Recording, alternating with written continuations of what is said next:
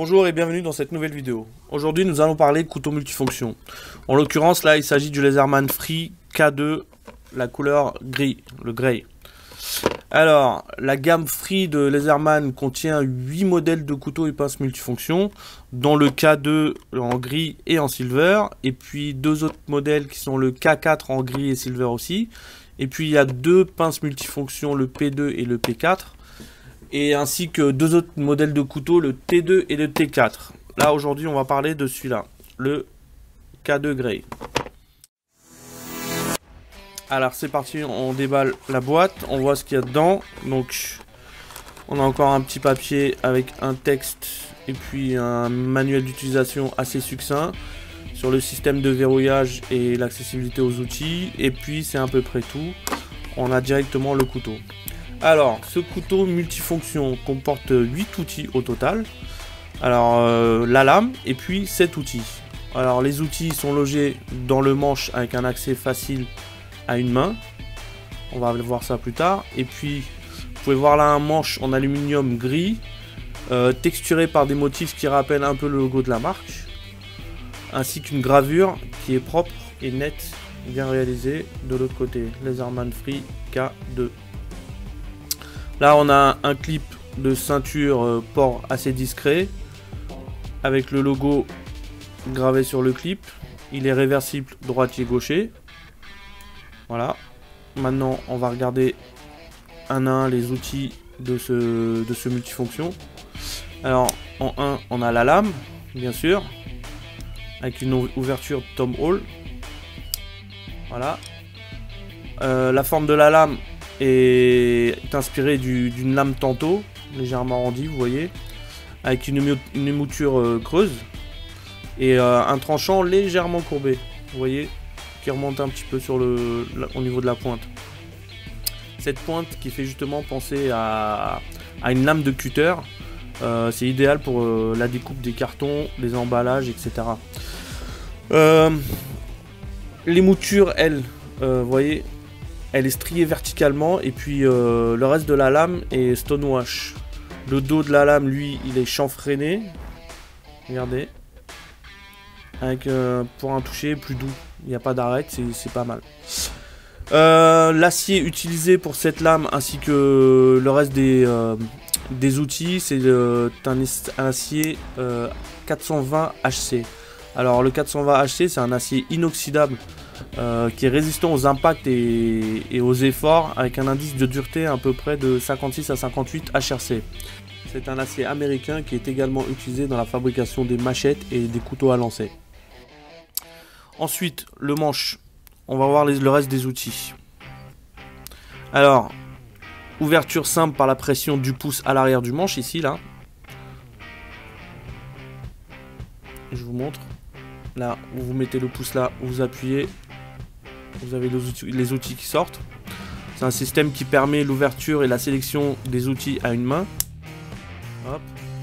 Alors moi j'ai inversé le clip ceinture du coup à la main gauche. Ça le fait très bien. Voilà.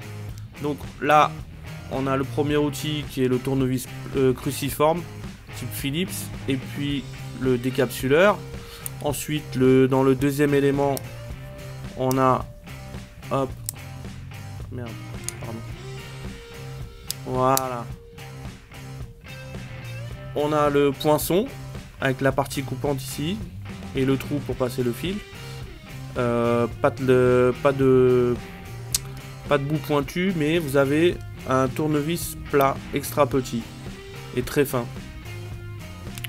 Et puis le troisième élément, vous avez trois outils sur ce troisième élément qui est le tournevis plat de plus grande taille, un découpe blister avec la partie coupante ici et puis le levier bien sûr. Donc ça nous fait 7 outils ici à l'arrière et la lame et le 8e outil. Concernant les dimensions, on a un couteau qui mesure 11,5 cm fermé, 20 cm ouvert. La lame elle a fait 8,4 cm avec une épaisseur de 3 mm.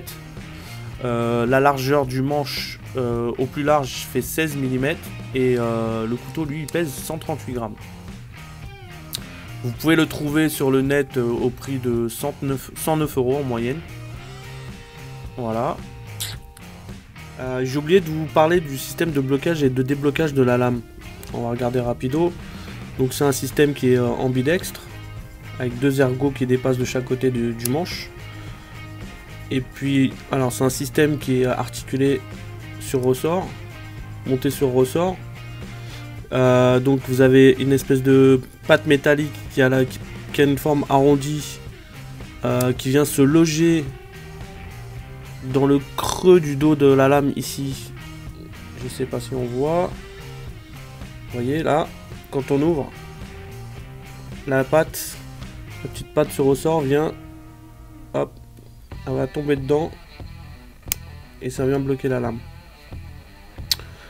Et pour déverrouiller, on a juste à lever ces petits ergots là, les petites pattes qui dépassent pour débloquer la lame. On a exactement la même chose du côté outils. Donc si on ouvre, voilà, on voit l'espèce de crochet là qui fait partie des outils. Et quand ça arrive sur le vide, bien, je le refais. Voilà. Donc c'est un système qui est efficace, simple et efficace, ça marche très bien. C'est bien pensé et ce système là équipe toute la gamme Free. Je vais pas vous faire de test de coupe avec ce couteau, mais plutôt faire un test d'utilisation et de manipulation, parce que c'est quand même un couteau plutôt utilitaire pour les travaux, dans le milieu professionnel. On l'utilise dans le milieu plutôt professionnel. On peut l'utiliser aussi chez soi, mais je pense que c'est un peu gros pour l'avoir tous les jours dans la poche au quotidien. Pour l'utiliser en EDC, c'est pas terrible, c'est un peu gros et lourd. Par contre, dans le milieu professionnel, c'est très pratique, ça peut dépanner quand on n'a pas les outils sous la main. Pour ça, ce que je vais faire, c'est que je vais tout simplement essayer d'accéder aux outils avec des gants. Alors j'ai eu deux types de gants, des gants fins plutôt, et des gants plutôt plus épais. Je vais essayer de faire des manipulations avec les deux et je vais m'arrêter là. Donc là, j'ai mis un gant assez fin, assez souple et où on peut sentir facilement au niveau du toucher les choses. Donc là, ouverture, fermeture du couteau, très simple. Enfin, très simple. Je veux dire par là que c'est possible quoi. Avec le gant, on peut ouvrir et fermer le couteau sans problème. Accéder aux outils derrière, toujours à une main, hop, c'est possible aussi. Donc si je veux sélectionner un autre outil, c'est possible aussi, voilà, donc c'est pas trop compliqué, ça le fait bien. Je vais essayer avec un autre gant plus épais. Alors là, j'ai mis un gant carrément plus épais, plus rigide et pas du tout confortable si on a besoin d'utiliser des petits outils, des petits objets. J'ai quand même faire le test, voir si ça passe. Donc pour la prise en main, bah, c'est déjà un peu plus compliqué parce que j'ai moins de sensations. Mais malgré tout, j'ai réussi à ouvrir le couteau et à le fermer. Donc si j'ai besoin de couper un carton, là regardez, type cutter, ça c'est vachement pratique pour couper les cartons. Faire un test sur la feuille. Le tranchant est quand même pas mal, ça coupe bien. Ensuite, si je veux accéder, mon gant est un peu glissant. Si je veux accéder, hop, aux outils, j'y arrive quand même, malgré l'épaisseur du gant et l'inconfort. Donc supposons que je veuille réparer cette prise.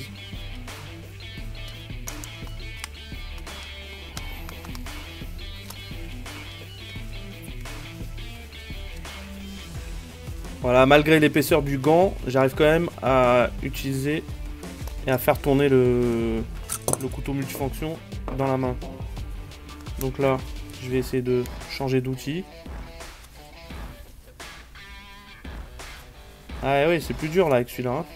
Bon, si j'arrive avec celui-là, forcément j'y arriverai mieux avec le plus fin. Et sans les gants, c'est encore mieux. Et voilà, c'est laborieux, mais c'est faisable. Donc, hop, petit outil, petit tournevis plat pour réparer, etc., etc.